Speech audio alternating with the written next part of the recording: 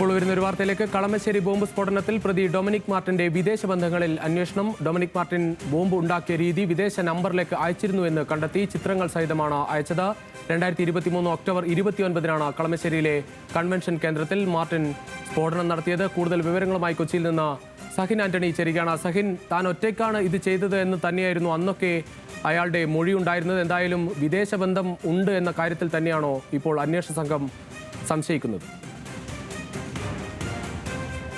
രുചീഷ, ആ മൊഴിയിൽ ഇതുവരെയും ഡൊമിനിക് മാർട്ടിൻ്റെ ഒരു മാറ്റവും വരുത്തിയിട്ടില്ല. താൻ ഒറ്റയ്ക്ക് ചെയ്തു എന്നുള്ളതായിരുന്നു അയാളുടെ ഒരു നിലപാട്. എന്നാൽ ആ കാര്യം പോലീസിന് അന്നു മുതലേ സംശയമുണ്ടായിരുന്നു. മറ്റാരുടെയെങ്കിലും സഹായം ഇയാൾക്ക് ലഭിച്ചിട്ടുണ്ടോ എന്നുള്ളൊരു സംശയം പോലീസിനുണ്ടായിരുന്നു.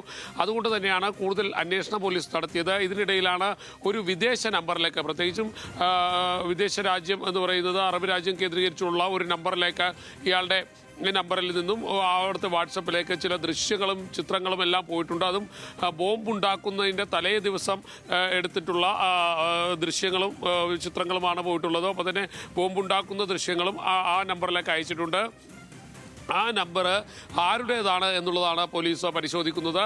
അത് സംബന്ധിച്ച് അന്വേഷണം വേണമെന്ന് ആവശ്യപ്പെട്ടുകൊണ്ട് പോലീസ് നേരത്തെ തന്നെ ആഭ്യന്തര മന്ത്രിക്കടക്കം അപേക്ഷ നൽകിയിരുന്നു. എന്തായാലും ഇതിൽ അന്വേഷണം നടത്തണമെന്നുള്ള ഒരു ആവശ്യമാണ് ഇപ്പോൾ സംസ്ഥാന തലത്തിൽ നിന്നും വന്നിരിക്കുന്നത്. എന്തായാലും അതുകൊണ്ട് തന്നെ ഇതിൽ അന്വേഷണം നടത്താൻ, ഇയാളുടെ വിദേശ ബന്ധങ്ങൾ സംബന്ധിച്ച് ഒരു അന്വേഷണം നടത്താൻ പോലീസ് തീരുമാനിച്ചു കഴിഞ്ഞിരിക്കുകയാണ്. ആ അന്വേഷണവുമായി പോലീസ് മുന്നോട്ട് പോകുന്നു എന്നുള്ളതാണ് മനസ്സിലാക്കാൻ കഴിയുന്നത്. ഈ ഫോൺ നമ്പർ കേന്ദ്രീകരിച്ചുകൊണ്ടാണ് പ്രധാനമായും പോലീസ് അന്വേഷണം നടത്തുക. ഈ ഫോൺ നമ്പർ കേന്ദ്രീകരിച്ചുകൊണ്ട് അന്വേഷണം നടത്തുമ്പോൾ നേരത്തെ സൂചിപ്പിച്ചതുപോലെ തന്നെ മാർട്ടിന് മറ്റേതെങ്കിലും തരത്തിലുള്ള ഉദ്ദേശങ്ങൾ ഉണ്ടായിരുന്നു എന്നുള്ളത് പോലീസ് പരിശോധിക്കുകയാണ്. നമുക്കറിയാവുന്ന പോലെ തന്നെ 8 പേരുടെ മരണത്തിന് കാരണമായിട്ടുള്ള ഒരു സംഭവമായിരുന്നു കളമശ്ശേരിയിൽ ഉണ്ടായിരുന്ന ബോംബ് സ്ഫോടനം.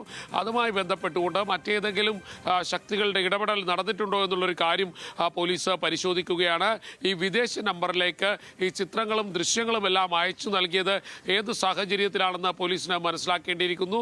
പ്രത്യേക അന്വേഷണ സംഘമായിരിക്കും ഇത് സംബന്ധിച്ചുള്ള അന്വേഷണവുമായി ഇനി മുന്നോട്ട് പോകുക. രുചീഷ്. ശരി സഹൻ.